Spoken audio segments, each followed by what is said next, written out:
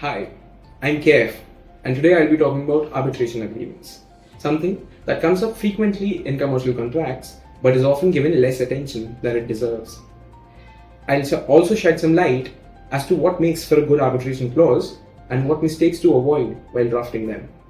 The goal is to make sure that what was intended to reduce disputes doesn't end up ironically further increasing them. First, let's see what an arbitration agreement is. As per Section 7 of the Arbitration Act, an arbitration agreement is defined as an agreement between parties to submit disputes to arbitration arising out of a defined legal relationship, be it contractual or otherwise. The Supreme Court has held in various case laws that the essentials of an arbitration agreement are as follows. Firstly, there has to be a dispute between the parties, be it present or future. Second, there must be an intention between the parties to resolve such a dispute through arbitration. Third, there must be an agreement to be bound by the decision of such an arbitral tribunal. And lastly, there must be a consensus ad idem, that is, a meeting of mind between the parties.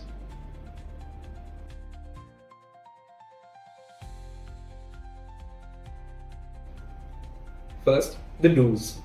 Do use clear and mandatory language. Say disputes shall be referred to arbitration. Avoid any uncertainty and loosely worded clauses, such as the parties may choose to go for an arbitration. The intention to arbitrate must be clear and unambiguous. Next, do ensure that the agreement is in writing. It doesn't have to be inside the main contract. It can also be in the form of emails, letters, or any other written communication between the parties. As long as the intent to arbitrate is clearly stated, it is an enforceable agreement. However, do make sure that your reference to another document is specific and shows intent to include its terms. Next, do clearly define how arbitrators will be appointed. Avoid giving one party too much control, especially if that party has an interest in the outcome of the dispute. Do clearly distinguish between the seat and venue of an arbitration.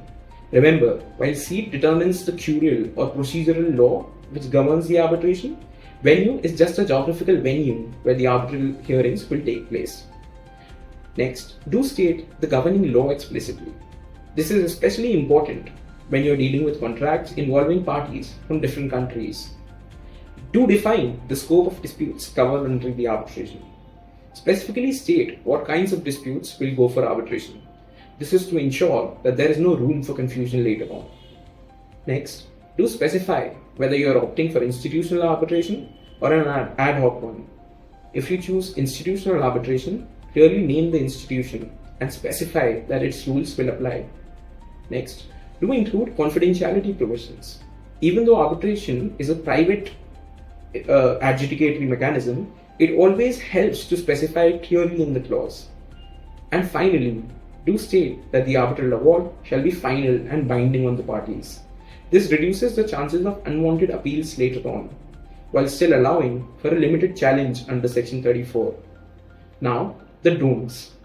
Don't use vague or optional language. Phrases like parties may refer to arbitration or if they agree to arbitrate later are not enforceable. Courts have struck these down. Don't forget to specify how many arbitrators there will be or what qualifications they should have. Leaving this out can lead to disagreements and delay in the process later on.